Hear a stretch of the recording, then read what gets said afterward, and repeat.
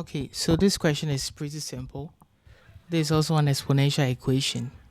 So to find the value of x, we have to make sure the bases are the same on either sides of the equal to sign.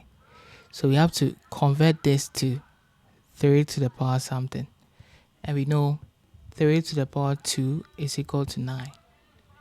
Okay, so therefore we can have 3 raised to the power square root of x equal to 3 to the power 2.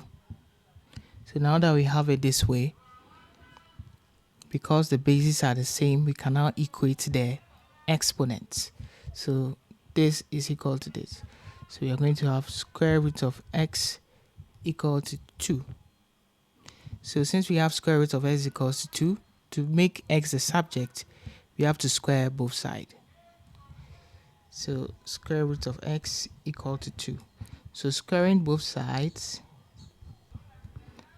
the square cancels the square root, leaving x equal to 2 to the power 2. And this will be equal to x equals 4. So the value of x in this exponential equation is 4.